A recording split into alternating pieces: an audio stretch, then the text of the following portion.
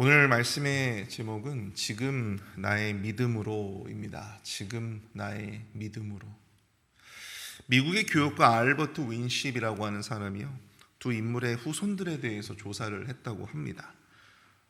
여기서 말하고 있는 두 인물이란 여러분들이 너무나도 잘 알고 계시는 조나단 에드워즈 목사님과 그리고 맥스 주크라고 하는 그러한 범인이었습니다. 이 맥스 주크라고 하는 사람은요, 1720년도에 뉴욕주에서 태어난 네덜란드계 미국인이었는데요. 그는 평상시 학교를 다니기를 싫어했고 또 매우 게으른 사람이었다고 합니다. 게다가 자신을 다른 사람들보다 우월하다고 생각했던 사람이었죠. 그는 신앙도 없었고 늘 현재의 삶을 중요하게 여겨서 하루하루를 그렇게 한량처럼 즐기면서 살았다고 합니다. 하지만 또 성격이 좋아서 다른 사람들을 이렇게 많이 도우면서 그렇게 살았다고 하죠. 또 다른 사람이었던 이 조나단 에드워즈 목사님은 전형적인 기독교 가정에서 태어나서 신앙과 교육을 중시하는 가풍에서 자라난 그런 분이었습니다. 그는 코네티컷 식민주에서 11명의 자녀들 가운데 다섯째로 태어나서 10살 때 이미 가까운 동네의 숲속에다가 작은 움막을 차려놓고 그곳에서 동네 친구들과 함께 기도 모임을 했을 정도라고 합니다. 그는 6살 때 이미 라틴어를 공부했고요, 또 예일 대학에 들어가게 되었습니다. 그리고 23살에 목사 안수를 받고 늘 새벽 4시에 일어나서 하루에 13시간을 서재에서 책을 보고 또 공부를 하며 또 기도를 하며 그렇게 시간을 보냈습니다. 그는 인디언들을 위한 선교사로서 또 프린스턴 대학의 총장으로서 또 목회자로서 저술가로서 그렇게 생을 보내시다가 56세의 나이로 세상을 뜨게 되었는데요. 이 알버트 윈십이라고 하는 이 교육가는 바로 이 두 인물의 후손들에 대해서 조사를 했다고 합니다. 그런데 그 기간이 너무나도 이제 길기 때문에 한 5대 정도에 걸쳐 가지고 한정지어서 그렇게 후손들을 조사를 했는데, 이 맥스 주크라고 하는 사람의 후손들 가운데는 300명 정도가 유아 시절에 이미 세상을 떴고요, 또 440명은 낙태, 또 퇴폐적인 생활 습관으로 인해서 몸이 망가지고 병약하게 그렇게 살았다고 합니다. 310명은 거지로, 또 1500명은 범죄자로, 100명은 알코올 중독자로, 또 60명은 절도범으로, 70명의 살인자가 그 집안에서 나왔다고 합니다. 게다가 40여 명의 여자들은 매춘부의 삶을 살았다고 하죠. 반면에 조나단 에드워즈의 후손들 가운데에는 대학 총장만 13명, 교사와 의사가 66명, 목사와 신학자, 선교사가 된 사람, 종교인이 100여 명, 변호사가 100명, 판사가 된 사람이 30명, 그 중에는 부통령 1명이 있었고 상원의원 3명에 국회의원은 다수, 외교관 다수, 주지사 3명, 시장 3명, 장교가 75명, 작가, 저술가가 60여 명, 철도회사에, 당시 철도회사가 하면 요즘에 대기업과 같은 그런 회사입니다. 그런 대기업 중역이 무려 50명, 금융기관의 종사자 매우 다수. 정말 극명하게 굉장한 차이를 보이고 있었죠. 평생을 현실의 안위와 즐거움에 빠져서 신앙도 없이 살았던 한 사람의 후손들과 평생을 하나님을 호절히 믿으며 평생을 하나님 앞에 신실한 삶의 모습으로 살았던 이 조나단 에드워즈 이 목사님의 이 후손들의 이 모습, 그 계보, 아주 극심한 그러한 차이를 보이게 되었다고 하는 것입니다. 오늘 본문에 등장하고 있는 다윗의 자손들과 또 이 시므온 지파의 자손들의 모습도 별반 다르진 않습니다. 아주 극명한 차이를 보여주고 있어요. 그것은 이 계보라고 하는 것이 보여주는 것은 시간의 흐름 속에서 의로움과 죄악의 씨앗을 심은 대로 또한 그 열매를 맺기 때문입니다. 시간과 역사의 흐름 속에서 믿음과 의로움은 하나님의 번영과 축복의 열매를 맺게 되고, 죄와 악은 그 시간의 흐름 속에서 하나님의 공의로 인해 보응과 심판의 열매를 맺기 때문이죠. 그렇지만 그렇다고 하더라도 성경은 여러분들 운명론적인 그런 입장을 가지지 않습니다. 언제든지 지금 나의 믿음을 통해서 얼마든지 나와 내 가족과 내 집안에 쌓인 그 운명의 역사를 이겨낼 수 있다라고 하는 입장을 성경은 가지고 있기 때문이죠. 오늘 본문의 이야기도 자세히 보면 실은 그 누구의 운명이 아닌 바로 나 자신의 지금의 이 믿음을 더욱더 강조해주고 있습니다. 오늘 새벽에는 이 다윗의 자손에 대한 계보와 또 시므온 지파의 계보에 대한 내용들을 중심으로 해서 우리에게 주신 하나님의 영적인 교훈이 무엇일까 함께 살펴보고 은혜를 나누어 보고자 합니다. 오늘 본문 1절부터 19절까지의 내용을 여러분들 보시면요, 다윗의 자손과 또 솔로몬의 자손과 여호야김의 자손들에 대한 계보가 기록이 되어져 있죠. 다윗은 우리가 다 알다시피 남쪽의 유다 그리고 북쪽의 다른 지파들의 연합체인 이스라엘 연합 왕국의 시대를 연 그런 왕이었습니다. 통일 왕국의 시대를 본격적으로 열었던 사람이 바로 이 다윗이었어요. 반대로 솔로몬은 어떤 사람입니까? 솔로몬 왕은 처음에는 지혜로서 나라를 잘 다스렸지만 이 말년에 이르러서 그는 이웃 나라들과 무분별하게 혼인을 함으로써 이 우상들을 나라로 들여오게 되는, 그래서 상당히 그 왕국 전체에 퍼지게 되는 아주 결정적인 계기를 만들었던 그런 왕이죠. 게다가 그는 여로보암의 무리들의 반기로 말미암아 나라가 두 쪽이 나뉘어지게 되는 그러한 빌미를 제공했던 그런 또 왕이었습니다. 마지막에 여호야김은 누구입니까? 그는 여고냐라고 불렸던 사람인데요, 이 아버지 여호야김에 이어서 남유다의 왕이 되었지만 이 바벨론의 침략으로 인해서 재위 3달 만에 폐위가 되고 바벨론의 포로로 끌려가서 37년 만에 이 포로로 석방된 그러한 왕이 바로 이 사람이었습니다.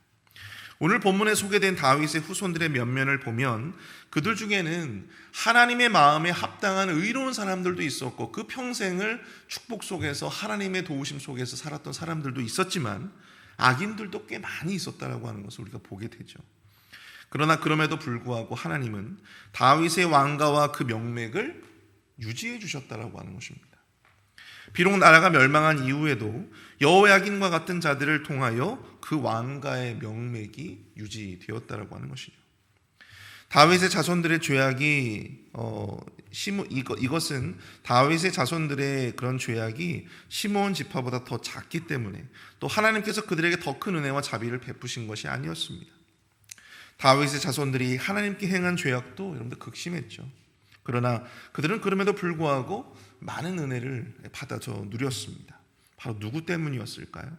그것은 바로 그들의 조상 다윗의 믿음, 또한 다윗의 신실함과 선함 때문이었다라고 하는 것입니다. 여러분들 우리가 다른 성경 사무엘하 7장 12절부터 16절까지의 말씀을 여러분들이 보시게 되면요, 이런 말씀이 있습니다. 내 수완이 차서 내 조상들과 함께 누울 때 내가 내 몸에서 날 내 씨를 내 뒤에 세워 그의 나라를 견고하게 하리라. 그는 내 이름을 위하여 집을 건축할 것이요 나는 그의 나라 왕위를 영원히 견고하게 하리라. 나는 그에게 아버지가 되고 그는 내게 아들이 되리니 그가 만일 죄를 범하면 내가 사람의 매와 인생의 채찍으로 징계하려니와 내가 내 앞에서 물러나게 한 사울에게서 내 은총을 빼앗은 것처럼 그에게서 빼앗지는 아니하리라. 내 집과 내 나라가 내 앞에서 영원히 보존되고 내 왕위와 영원히 견고하리라 하셨다 하라. 여러분, 이 말씀을 누가 주신 거예요? 하나님이 바로 다윗에게 주셨던 것입니다. 다윗이 하나님을 위해서 성전을 건축하려고 했죠. 하지만 하나님은 나단 선지자를 통해서 그 계획을 만류하십니다. 하지 말라고 하세요. 대신에 그의 아들이 하나님을 위한 집을 건축할 것이다 라고 하는 것을 알려주시게 됩니다. 그러면서 다윗에게 정말 넘치도록 많은 축복과 약속의 말씀을 주신 것이 바로 이 말씀이에요. 사무엘하 7장의 이 말씀. 다윗뿐만 아니라 다윗이 다스리고 있었던 왕국의 백성들, 그리고 다윗의 아들과 자녀들과 다윗의 이 후손들, 그의 나라, 그의 왕위, 바로 다윗으로 말미암은 것이었습니다. 다윗의 뒤에 그의 몸에서 날 씨를 통하여 나를 견고하게 하실 것이요 또 후에 왕이 될 자에게 하나님이 친히 아버지가 되어주시고 사람의 매와 인생의 채찍으로 그 아들을 훈육하시겠다. 그 자녀의 인생을 책임지시겠다 말씀을 하신 것입니다. 뿐만 아니라 죄를 짓더라도 사울처럼 그 왕위를 빼앗지는 않으실 것이다. 그렇게 말씀하셨어요. 또한 다윗의 집과 나라가 하나님 앞에 영원히 보존되고 그 왕위가 영원히 견고하리라. 그렇게 축복해 주셨습니다. 그리고 그 언약의 말씀처럼 다윗이 죽은 후에 하나님은 다윗의 소생 솔로몬에 의해서 그 왕위를 잇게 하셨고 그를 통해서 성전을 완성하게 하셨죠. 비록 그가 허물과 죄가 많이 있었음에도 불구하고 하나님은 솔로몬을 그 왕위에서 내치지 않으셨습니다. 그의 후손들의 왕위를 또한 견고하게 지켜주셨습니다. 이 모든 축복과 번영이 여러분들 솔로몬이 잘해서 누린 것입니까? 그의 후손들이 잘해서 누린 것입니까? 그것이 아니었어요. 바로 다윗 때문이었습니다. 자신은 궁중에서 평안히 지내고 있는데 하나님의 괴가 여전히 장막에 거하고 있는 것이 못내 죄송스러워서 하나님의 성전을, 하나님의 집을 지어 바치려고 했던 어떤 그 마음, 그 다윗의 그 순수하고 아름다운 믿음과 신앙을 보시고 하나님께서 다윗을 위해서 축복하실 때 그의 후손들이 그 복을 받아 누리게 되었다라고 하는 사실입니다. 사랑하는 성도 여러분, 우리가 자녀들의 형통과 성공을 위해서 부모로서 참 많은 기도와 간구를 하게 되죠. 근데 여러분, 우리의 자녀들, 우리의 후손들, 우리의 가정, 우리의 가문이 가장 잘 되기 위해서는 어떻게 되어야 하는지 아십니까? 그 가장 확실한 길이 무엇인지 아십니까? 그것은 바로 내가 하나님을 잘 믿어야 됩니다. 다른 누군가가 아니라 지금 이 순간 내가 하나님 앞에 온전하게 서 있으면 되는 거예요. 내가 하나님을 잘 믿어야 합니다. 내가 하나님을 사랑해야 합니다. 내가 하나님을 누구보다도 우선하게 살아야 됩니다. 심지어는 내 가족, 내 자녀들보다도 내가 하나님을 그토록 믿음으로 사랑하며 헌신한다면 하나님은 나의 인생뿐만 아니라 내 자녀들의 인생과 내 후손들의 인생까지도 책임져 주시겠다. 다윗에게 주셨던 그 약속의 말씀이 여러분들 우리에게도 임할 수가 있는 것이에요. 중요한 것은 지금 이 순간 내가 하나님 앞에 온전한 신앙으로 나아가고 있는가. 다윗 한 사람이 하나님을 온전히 신앙하고 하나님을 제대로 믿으니까 하나님은 그 인생뿐만 아니라 그 자식들의 인생, 그 후손들의 인생에까지 그 복락을 함께 누리도록, 함께 공유하도록 해주셨다라고 하는 것이죠. 그리고 다윗의 계보들을 보십시오. 거기에 나오는 수많은 왕들의 모습들을 보십시오. 거기에는 의인도 있었고 악인도 있었어요. 그럼에도 불구하고 하나님은 그 왕위를 당신의 말씀처럼 보존해 주시고 지켜주셨다고 하는 사실입니다. 사랑하는 성도 여러분, 하나님 앞에 먼저 바르게 서시는 저와 여러분들이 되실 수 있기를 축복합니다. 내가 먼저 하나님을 잘 믿고 내가 먼저 하나님을 더 사랑하고 내가 먼저 하나님 앞에 바로 선다면 하나님은 반드시 우리의 자녀들, 우리의 후손들을 축복하시고 또 그들의 인생을 책임져 주실 줄 믿습니다. 두 번째로 지금 나의 믿음이 운명을 이기고 믿음의 삶을 바꾼다라고 하는 것을 우리가 깨닫게 되어지는데요. 오늘 본문의 24절부터 43절까지의 말씀을 보시면 시므온의 자손들의 계보가 기록되어져 있습니다.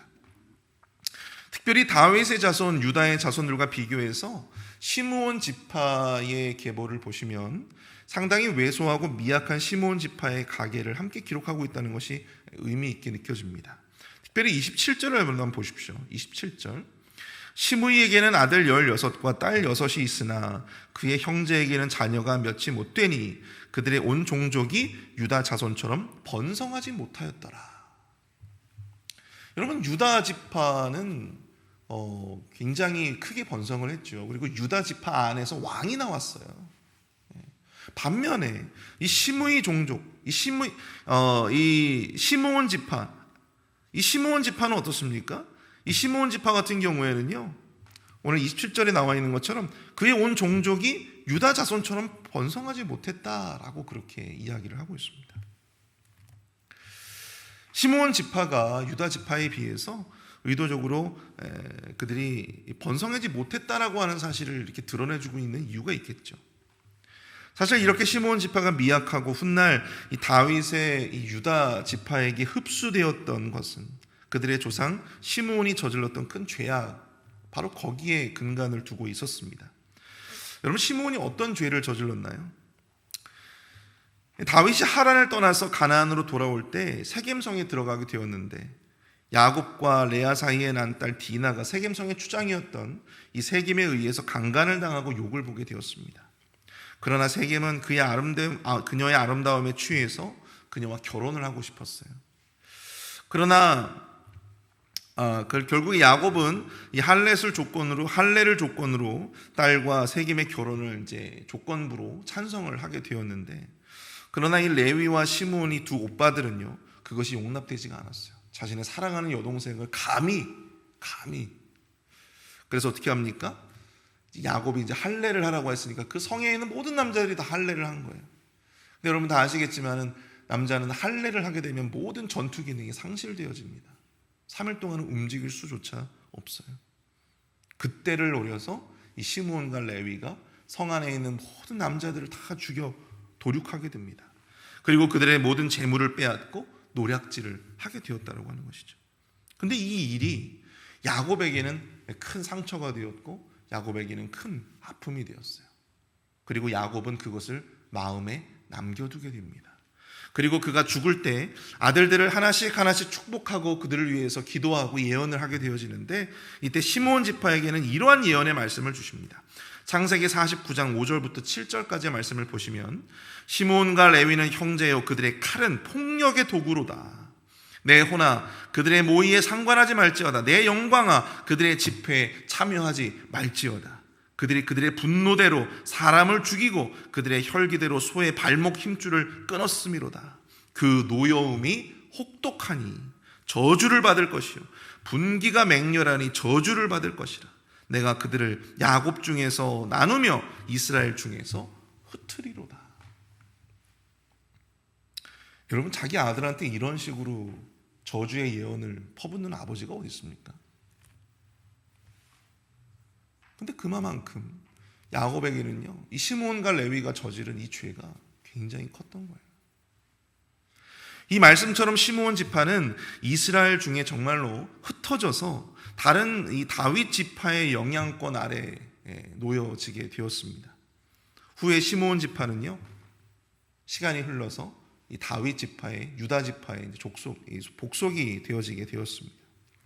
근데 우리가 여기까지만 생각한다면 마치 시므온 한 사람의 죄로 인해서 그들의 후손들이 고생하고 번성하지 못하는 것은 바로 이런 운명론적인 입장으로 빠질 가능성이 큽니다. 그러나 우리 기독교는요, 그런 운명론적인 신앙을 따르지 않습니다. 비록 야곱의 예언처럼 이 시므온 지파가 다른 지파에 비해서 적은 땅을 받고 또 유다 지파의 일부 땅을 할양받아 살기도 했지만, 여러분, 오늘 본문에서 이야기하고 있듯이 히스기야 왕 때에 이 시므온 지파 사람들은요, 그 어느 지파보다도 신앙적으로 고취되어 있었습니다. 여러분, 히스기야 왕이 이 유다를 다스리면서 했던 일 중에 가장 하나님 앞에 마음에 들었던 그 일이 무엇입니까? 바로 산당을 폐하고 종교 개혁을, 신앙의 개혁을 앞장서서 이룩했던 왕이었다라고 하는 사실입니다. 근데 이때 많은 영향을 받았던 이 사람들이 있었겠지만, 특별히 이 시므온 지파가 이 히스기야 이 왕 때 그 히스기야의 신앙 개혁이 고취되게 되었다라고 하는 것이죠. 그래서 그들은 보다 적극적으로 자신들이 거주할 만한 땅을 찾기 시작합니다. 그리고 41절의 내용처럼 그들은 블레셋 평원의 모우님 사람들을 치고, 원래 함 족속의 땅이었어요. 원래 이스라엘 백성들이 그 땅을 취해야 했지만 그들이 취하지 못하고 남겨두었던 바로 그 땅을 찾아서 그 땅을 빼앗아 살게 되었다라고 하는 사실입니다. 그들이 믿음이 없어서 그 땅을 취하지 못했는데 바로 이 시므온 지파의 후손들이 그 땅을 믿음으로 쟁취한 것입니다. 여기서 우리가 깨달아야 될 영적인 교훈은, 비록 죄로 인해서 한 번 무너져도 다시금 일어설 기회가 주어진다라고 하는 사실이죠. 기독교는 여러분들 운명론적인 그런 종교가 아닙니다. 한 번 넘어졌다고 해서 그 저주의 결과가 계속 되어지는 것이 아니에요. 얼마든지 내 자신의 믿음이 바로 세워져 있다면, 내가 하나님의 명령을 따를 수 있는 믿음과 용기가 내 안에 있다면, 그것을 순종하며 나아갈 수 있다면 얼마든지 회개하고 또 용서받을 수 있는 것입니다. 다시금 믿음으로 도전하면 이 시므온 지파 사람들처럼 다시금 기회를 얻을 수 있는 것이죠. 중요한 것은 바로 우리 자신의 믿음과 도전에 있다라고 하는 사실입니다. 오늘 본문 속에 다윗의 자손과 시므온 자손의 사이에는 매우 차이가 큰 이 영적인 원리가 있는 것처럼 보여집니다. 다윗 한 사람의 온전한 믿음으로 이스라엘 왕국 전체뿐만 아니라 그의 아들, 그의 후손들이 그 복을 누리게 되었죠. 뿐만 아니라 시므온 지파의 경우에는 반대로 이 시므온의 한순간의 실수로 말미암아 그의 지파는 다른 지파에 비해서 상대적으로 적은 땅을 할양받았고 나중에는 그 땅마저 잃어버리게 되는 그러한 어려움을 처하게, 결정적인 어떤 어려움을 만드는 계기가 되었었습니다. 그러나 이 시므온 지파의 후손들은 자신들에게 내려져 오고 있었던 운명론에 맞서서 담대하게 싸웠고 또 믿음으로 하나님께서 취하라 하셨던 그 땅을 쟁취해냈다라고 하는 사실이죠. 믿음을 가지고 이방인들이 점거하던 땅을 취하고자 용기를 낸 결과 그 지역에서 가장 비옥한 땅을 지경으로 얻게 되었던 것입니다.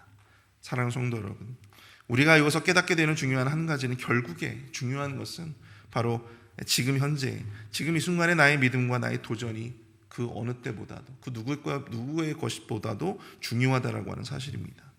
다윗으로 인하여 얻게 될 복락을 믿음으로 누렸던 그의 후손들도 있었고 또 그것을 뻥하고 차버린 후손들도 있었어요. 그러나 또한 시므온의 죄로 인해서 억눌리고 흩어지는 삶의 운명을 짊어졌던 후손들도 있었지만 그것을 뻥하고 차버리고 자신의 인생을 개척했던 그러한 믿음의 후손들도 있었습니다. 중요한 것은 바로 지금의 나 자신이 하나님 앞에 온전히 서 있느냐, 나 자신이 먼저 하나님을 향하여 온전한 믿음을 갖는 것입니다. 바로 그것이 우리의 운명을 이기고 또한 우리의 삶을, 우리의 인생을 선으로 바꾸게 된다라고 하는 사실을 우리가 이 말씀을 통해서 함께 깨달아 볼 수 있기를 바랍니다. 우리 시간 함께 말씀을 생각하시면서 함께 우리가 좀 기도했으면 좋겠습니다. 지금 나의 믿음이 가족을 바꾸고 또한 지금의 나의 믿음이 운명을 바꾼다. 다른 누군가가 아니라 바로 나 자신이 하나님 앞에 온전할 수 있게 하여 주시옵소서. 또 온전한 믿음으로 주님께 나아가는 신앙을 갖게 하여 주시옵소서. 그래서 나의 자녀들, 나의 후손들이 그 복을 누리게 하여 주시고 그들도 주님 앞에 운명을 이겨내는 믿음으로 도전하는 그런 인생이 될 수 있도록 도와달라고 이 시간 함께 기도하며 나아가도록 하겠습니다. 함께 기도합니다.